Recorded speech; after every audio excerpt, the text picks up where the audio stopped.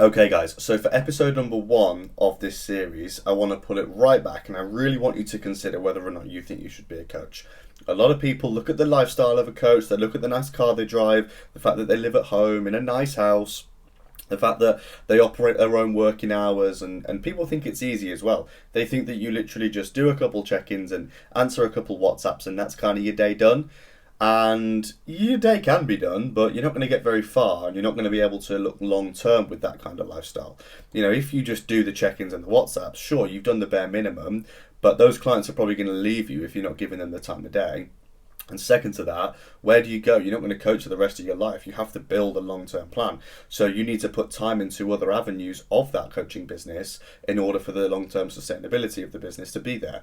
So it really isn't easy. And that's the first thing I want to point out. You have to deal with so much more than you think you have to deal with as an online coach.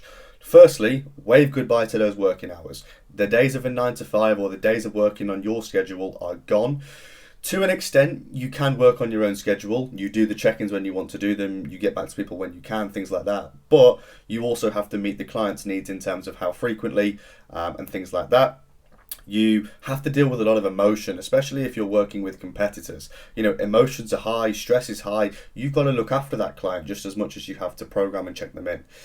A lot of clients aren't easy to work with either. Some case studies blow your mind. You think, oh, it's just losing a couple pounds. We just up expenditure and pull food down. It's not that easy. There's a lot more that goes into it. And trying to really interpret data and identify things such as mental fatigue and general stress responses, it's a lot harder than you think, and it takes a lot more time and digging into someone's data and personal life before you can really find the information that you need to make the right decisions. So it's a lot more complex than you think. Additionally to that, it's a hugely saturated market and there's so much competition out there that standing yourself out as a coach and picking up clients because you're the best is really difficult to do. And to be in that position, it takes years and years and years. And to even get any sort of clientele base worth having as a full-time job really is going to take years.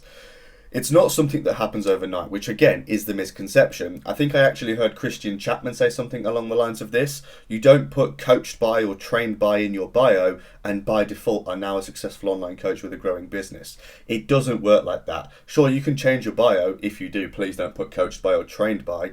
But if you're going to change your bio and your name to call yourself a coach, great. That's one step of the 15 steps you've got to do to get yourself where you need to get to, and then rinse and repeat for 12 months before you get anywhere. The last part of that sentence people seem to forget. They hear the change by Instagram and then they hear the end product of you're now a coach, and they just forget that there's this big sort of task list in between to achieve.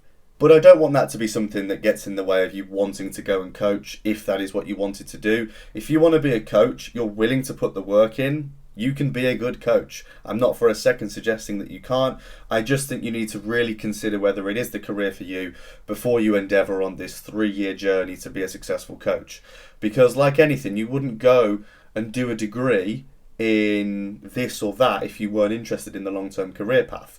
Similarly, with being a coach, don't make the necessary steps to become one if you're not actually able to live up to the lifestyle that it actually is, not just looking at the fine-tuned stuff that we see through Instagram. So that's what I wanted to do with this first video, guys. It's going to be kind of like the introductory warning, I guess, before we go into the fine details. And from here on out, we're going to be speaking more from an angle of, right, you want to be a coach, how can we do that the best way possible? So we'll see you in the next video, guys.